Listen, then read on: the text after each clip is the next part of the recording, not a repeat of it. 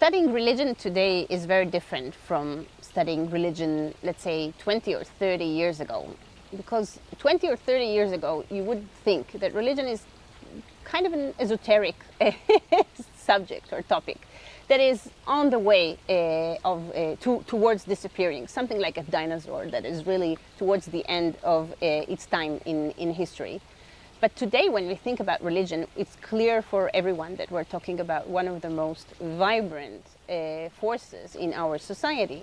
And its relationship with the public sphere, with politics, is perhaps against the expectations that we used to have a few decades ago. It's immense. It's everywhere, especially when we think about Israel and with an eye to the contemporary crisis that we're facing. It is very prominent. Religion is everywhere. It's always within the most central controversies over the public sphere. It cannot be ignored, and nobody can any longer imagine that it's about to leave our lives.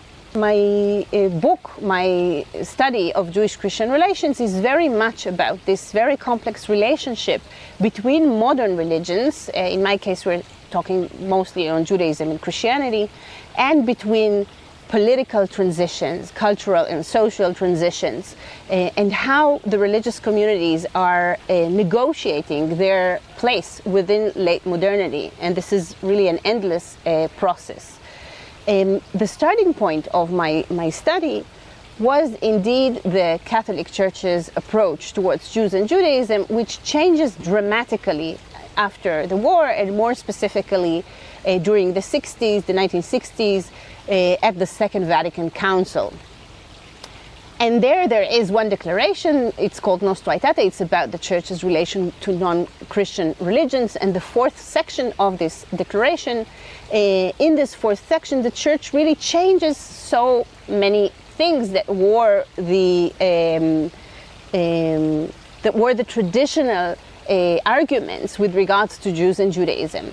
How does this happen? Why this happens? And how it can be contextualized in broader historical processes that don't do only with the question of Jewish-Christian relations. My argument and my idea was that at this point in time, even if the Church wants to preserve itself as a neutral institution, politically speaking, this is still a time when church officials, church hierarchy, needed to establish itself as a force that can also support liberal democracy, that can support human rights, that is even essential in order to construct a culture that is based on such liberal assumptions, on the idea of human dignity, etc.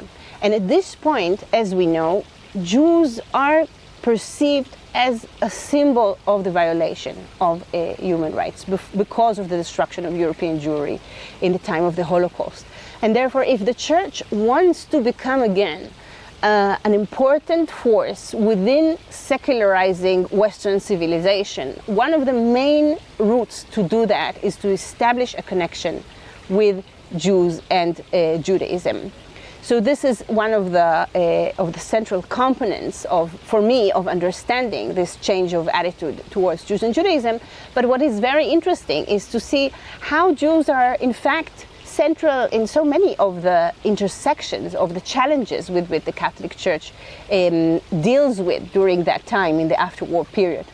Because they are the rift or the schism with the Jews is the first schism in Christian history, and therefore when the Church wants to rethink its relationship with non-Catholic Christian communities, it also has to go through this history of the first schism with Jews and Judaism.